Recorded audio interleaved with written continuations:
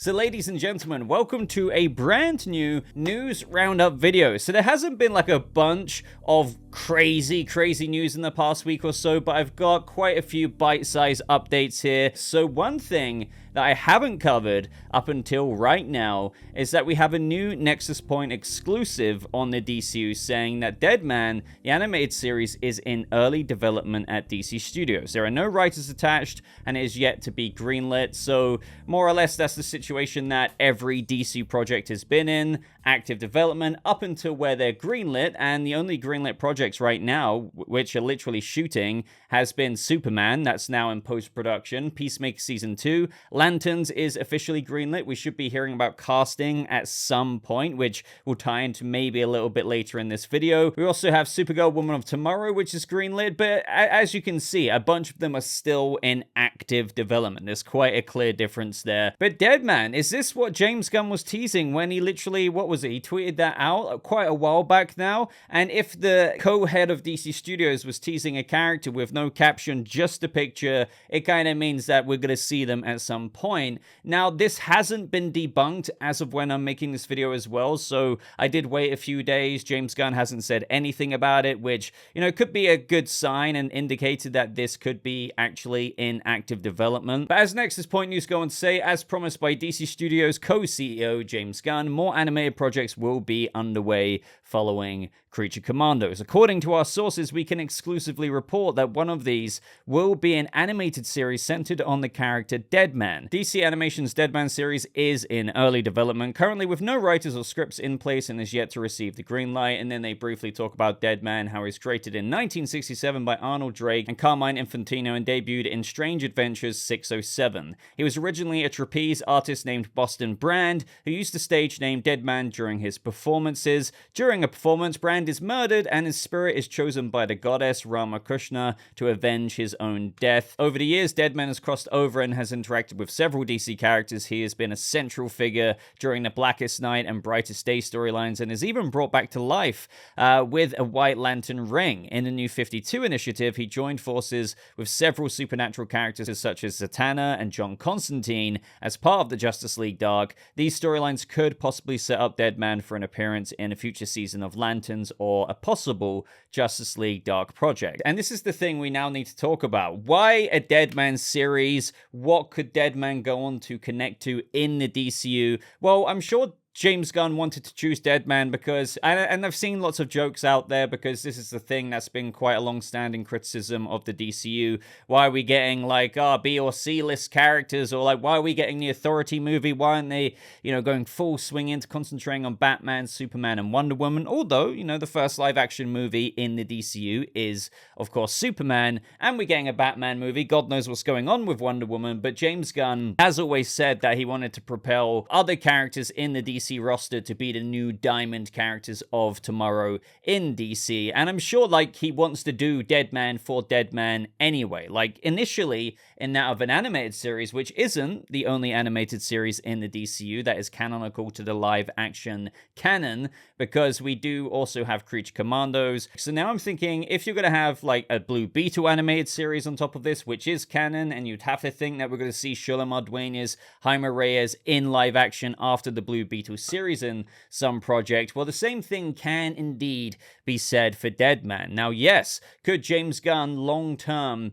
over the Chapter 1 plan be introducing, you know, little characters like this for an eventual somewhat supernatural side of the DCU that so many of us, like me definitely, are longing for? Not that I need it right now, definitely build your DCU first, but given that we are getting a Swamp Thing movie whenever that comes to fruition, through having Deadman, I assume, come out well before then, you could also set up other characters to somewhat backdoor pilot into live action if you have already seen them before in the canonical DCU story, just in an animated format. So in the Deadman series, you know, you might not have to wait until live action Swamp Thing to see these other DC characters like John Constantine or, I don't know, Zatanna or whoever else, because you could have seen the person who is going to play them in live action in the Deadman series. Because Deadman, I don't know, I think you will probably maybe get his origin in the show, because I always talk about how the DCU won't have as many origins as what people are used to, but with doing an animated series, I don't see how or why they wouldn't get into Deadman's origin. So I do expect if you're doing an animated version, you may as well start at the beginning. When he gets killed by the assassin, then he comes back as basically Deadman and then learns the ropes and goes from there on out. Can interact with other characters that you also plan to bring into the DCU at some point in time, which could be, again, some other Justice League Dark characters. And also, I do want to remind everyone, even though we're getting a Swamp Thing movie, I don't think they're going to like shoehorn John Constantine in there, to Deadman himself in there, or Zatanna in there. I think that will open up the more supernatural live action side of things. But whatever takes place after Swamp Thing in terms of the supernatural direction with live action stuff in the DCU, at least whatever that project is, you'll already be able to bring in Deadman and maybe some other bonus characters that we've already seen before, just in the animated format, because we would already technically be familiar with them in the DCU. Now, when Nexus Point News mentioned how Deadman has crossed over and has even been a central figure in Blackest Night and Brightest Day, and they mention how could there be some connective tissue to Lanterns, I don't necessarily think so, although with Lanterns, and definitely check out my video the other day, like why Lanterns is my most anticipated DCU series, with them tackling, and we get into this quite a bit, this ancient horror, this ancient terrifying threat, which is going to, contribute to their main story in the DCU. So Lanterns is a very important show for them, just for that alone. It would be pretty crazy and cool if, I don't know, this ancient horror applies to some kind of weird supernatural threat that has caused this murder in the American heartland, that maybe there could be other characters that are also referenced in the world building of the Lantern show that could involve someone like Deadman. Probably not, but never say never. What kind of, links and connections that Jon Stewart and Hal Jordan will have to, establish or go to in an effort to help their investigation as to whatever the heck this thing is that is going to bleed out into the overarching story. Granted, this isn't official. I do need to stress that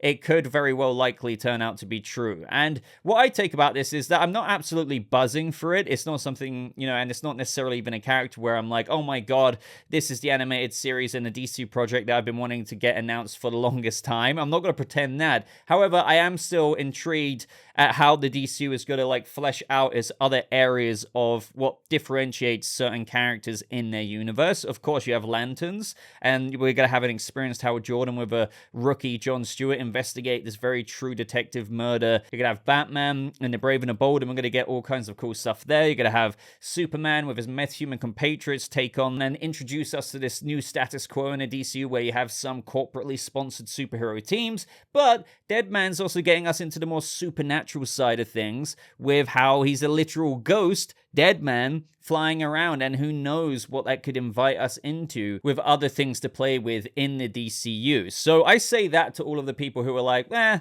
don't really care about this. There's still a lot of potential with this, because we can't forget what we would see hypothetically in this canonical Deadman series would be animated canonical DCU. So if they do backdoor pilot John Constantine in there, whoever voices John Constantine would be our John Constantine in the DCU. If they tease to Louisiana or Swamp Thing, there could be something really cool there, and a little minuscule tee-up or setup for the Swamp Thing movie at some point in time. There's no way, though, they're not going to do a Deadman series and allude to other supernatural characters within that of the DCU. So as a concept, I'm intrigued as to what this peels back the curtain with in the DCU, because we're not really going to get into the supernatural side of things quite literally until something like Swamp Thing, and I have to assume that this animated series will be out long before Swamp Thing. It might take a few years because animation takes a long time, but you see where I'm going with this. So intrigued, gonna have to wait and see where it goes. James Gunn, though, I do think this is happening because he was teasing Deadman for quite a while, so he was definitely getting something, kicked off the ground very low-key until, I guess, now Nexus Point News may have very well just dug it up. Do you see promise in it? Do you see potential? Are you kind of neither here nor there with it because it's not a character you're very familiar with, but given what I said, does it kind of make you excited at the possibilities of exploring the more supernatural side of the DCU? Now, speaking of the DCU, any other kind of possible things that we could learn about it? Well, I actually didn't think so much about this, but James Gunn has actually responded to this user saying, "Hey James, is DC Studios going to be at New York Comic Con this October?" And he put a little emoji reaction going like, So, I mean, I think that's him basically telling us, well, you know, I'm not ready to say anything right now, but yeah, maybe DC Studios, the DCU, will have a presence at New York Comic Con. Now, there could be various things that they could show here. I would say don't get your hopes up too much because, I mean, basically Gunn is teasing something, but that doesn't mean that you're going to get, I don't know, a whole scene or some footage of Superman. I do want to emphasize once again that James Gunn did say that we wouldn't be getting a teaser trailer or anything like that for Superman this year, even though I know you can argue that they've shot the whole movie now. Granted, they've got a lot of VFX and this, that, and the other to go, like a long post-production process. They could, if they wanted to, color grade one scene and just do it. I always say it's like a Matt Reeves camera test, you know, video if they wanted to just show a little bit of something to get hyped over. But it's James Gunn's prerogative. If he wants to do that, he can do that. If he doesn't, he doesn't. He would have changed his mind, I guess. But there are other things that they can show a little bit more, such as, I don't know, since Creature Commandos is going to be, you know, getting closer and closer to release by that point, maybe at New York Comic Con we could get another trailer. They could even show, I don't know, episode 1 or half of episode 1 or something like that to get people excited. Just like how at San Diego Comic Con they showed the first episode for Batman Caped Crusader. And right now James Gunn is saying that they've got the first 2 episodes of Creature Commandos locked in. So maybe it could be something like that. But as for other things, I don't think there's too much they can show. I've also seen a lot of people speculate now that we've kind of got a tease that DC Studios could very well be at New York Comic Con. Could we get casting for the Batman Part 2 or even Lanterns, given that Gunn has literally acknowledged that's a greenlit project, and we have Damon Lindelof and Chris Mundy talking to him about how they've got great choices in their heads for the actors they want to play Hal Jordan and Jon Stewart. Could we hear something? It's that kind of territory where we're entering now, where it's like, hey, Gunn's teased New York City Comic Con, DC Studios, could we be learning new things instead of just getting something new on Creature Commandos?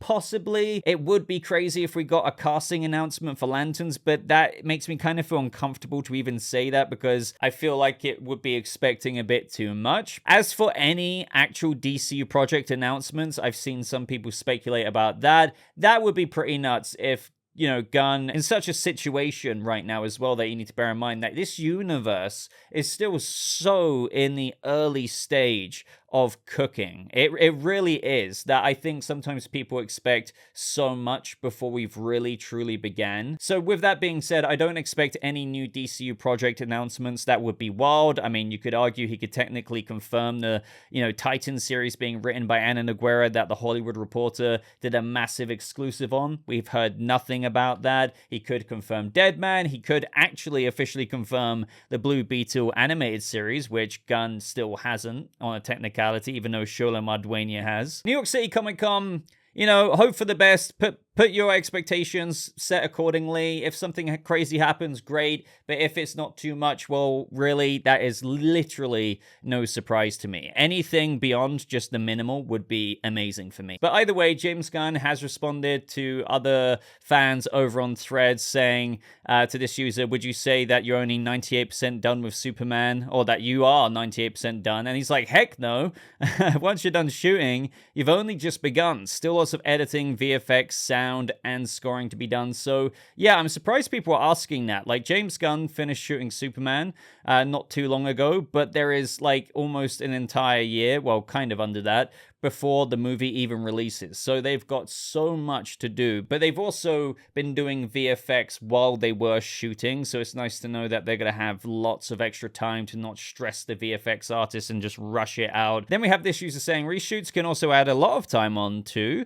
He's like, I don't know. I've done a total of 1 day of reshoots on my past 2 films combined. And that's because Gunn is very, very, very prepared, and reshoots can be a normal thing even if you've prepared and something kind of goes sideways and you need to do something differently. But if you really do prepare so immaculately beforehand, and this is also a bit of a larger commentary on the movie industry in general compared to like 20 years ago, Lord of the Rings had, I always cite that as an example, like a few years of pre-production to make sure they had all their ducks in a row before you film something. Whereas these days, as you know, pre-production can happen over a much shorter period of time, to the point of where you start shooting and the script isn't even done. Like, there's all of these crazy things you hear about in modern day movie production. Not every single film, but to the point of where productions can be pretty unprepared, so that it leads to inevitable reshoots. But Gunn says to this person saying, what's your method for not doing a lot of reshoots? I'm curious. Number 1,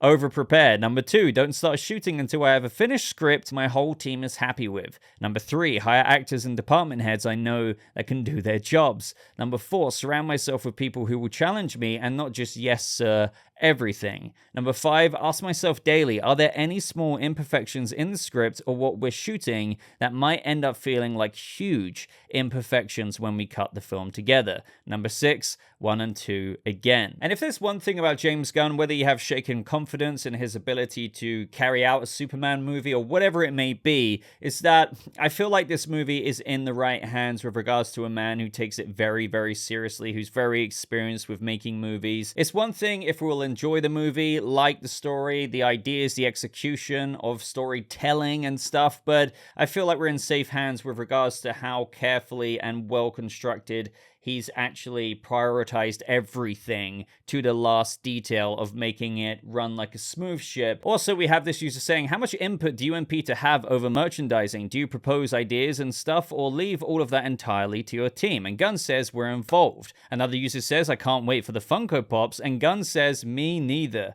Also, the Creature Commandos Funkos, which are maybe my favorite ever. So they've already got that well into swing, I guess in time for the release date, maybe in December, or maybe it might happen after that. But DCU merch is slowly but surely fully in swing. I mean, a lot of people asking me, where can you get the official Superman hat or the shirt that I'm not wearing right now? I got mine off the official DC shop. There's like a US version, there's like a UK version. You'll find it online if you want to go and look into 2025 Superman merch. But we're also going to be getting Creature Commandos among other things as well. And looky who's here in a picture hanging out with Peter Safran. We have Kumail Nanjiani. Now, of course, this doesn't mean much, but I thought I'd bring it up anyway because I've had a few people message me about it. Hey, look, Kumail Nanjiani's hanging out with one of the co-heads of DC Studios, or co-CEOs. Yes, he is. Now, sure, you could also say, Mike Flanagan is there with his wife as well, and he was rumored to be working on something Clayface related. You could basically say quite a few theories about this picture if you want to take it to mean something other than just friends hanging out. But I do kind of believe at the same time, as I've said before, that James Gunn did reveal back in January of 2023 when he announced all of the DC projects at the time, one of them being Booster Gold. He said that we're actually talking to an actor right now about the role of Booster Gold. I think that it's this guy right here who happens to be chilling by one of the co-heads of DC Studios. We've also Gunn saying this to a user asking, when casting roles, do you sometimes just call an actor because he or she would be great for you always to be casting? And Gunn said, yes. So Gunn's never been afraid to say before, if there's an actor that he's worked with before because he knows they're good actors, they can work well in the project that he's doing because he has a particular role in mind, he will not shy away from that whatsoever at all. Just like how he's even said that he's sure that a lot of his Guardians of the Galaxy cast will be in the DCU. But I think this right here could apply to Kumail Nanjiani. Now up next, in terms of Joker 2 news, we have Joker 2 debuting on September 4th at the Venice Film Festival. So I know we've already heard basically some very obscure reviews about Joker 2 already that were very promising, but we should be hearing a lot more buzz coming out about it then, which will be interesting to see everyone's reactions from the Venice Film Festival. We've also got some extra photos, by the way, of Joker and Harley in court. So this is when Arthur is facing trial for his crimes. They're both in Joker makeup. We have Lee in a Harley Quinn look, Joker in his traditional Joker look, albeit he's wearing his his court suit still. And I'm guessing this might not even be a fantasy or like a dreamscapey sequence, because I guess he could have put on makeup before he went in the court and maybe they wouldn't make him take it off. But it is also important to note that there are going to be, you know, some unrealistic Folie à shared madness scenes in the courtroom as well, on top of like the actual scene which will lead Arthur to escape, which we've gone over in my Joker breakdown video before. But speaking of escape, we also have Arthur here and Harley trying to escape Arkham Asylum. I don't know if this attempt will end up being successful, because I think it links to those scenes and where they try and jump over the fence, but it doesn't exactly pan out. We have Todd Phillips here directing Lady Gaga as Lee, probably very much so getting into some Harley Quinn mode here. In this shot here, we see Arthur Fleck being interviewed, and I remember the actor said at the time he's like a CNN type reporter or something. So I think this is just, given that it's the trial of the century coming up, right, as described in the trailers, if anybody can get an interview with Arthur Fleck, that will definitely send their ratings up quite sky high. So this dude's managed to do that. We've got Arthur Fleck's lawyer there. This will probably also just inflame even more the current craziness that's going on in Gotham, because you can't forget as well that a lot of people were actually supportive of what Arthur Fleck did. So this news broadcast is probably gonna maybe have a couple of twists or turns in it and make things even more crazy out there. But could things get kind of awkward in the Joker 2 press tour? Well, maybe, because something crazy's kind of happened with Joaquin Phoenix. Coming from Variety here, Joaquin Phoenix abandons Todd Haynes' gay romance movie just 5 days before filming. Now, this is huge because, well, as they get into in the details here, Phoenix had developed the helped develop the screenplay for the detective love story with Haynes and John Raymond. A source close to the production tells Variety that the actor got cold feet. Entire sets had been built before Phoenix made the last-minute decision to exit the film. Sources tell Variety the project is in peril, indicating that Phoenix's role cannot be recast, like not this short, close to shooting, that is. The crew is now out of work. The stakeholders in the film still need to be paid. Losses could exceed 7 figures. Like, this is just nuts. It really is. You know, you go on throughout the article, speculation among the crew is that Phoenix's exit had to do with the graphic nature of the film's sex scenes, but that theory is confusing to some sources, who reiterate that it was Phoenix who brought the project and its N17 concept to Haynes in the first place, in where he even was pushing the story into a more dangerous territory sexually, apparently, according to Haynes. So you have Joaquin Phoenix help develop the screenplay, help like push it to get to an even more disturbing, raunchy place, if you will, and then just days before the film was about to shoot, he's like, I'm a dip. Like, that is, I know I keep repeating myself at this point, but that is just nuts. It's hard to kind of really reconcile it, because why would Phoenix get cold feet if he brought the project to the people, even helped develop it and help kind of push it in certain areas?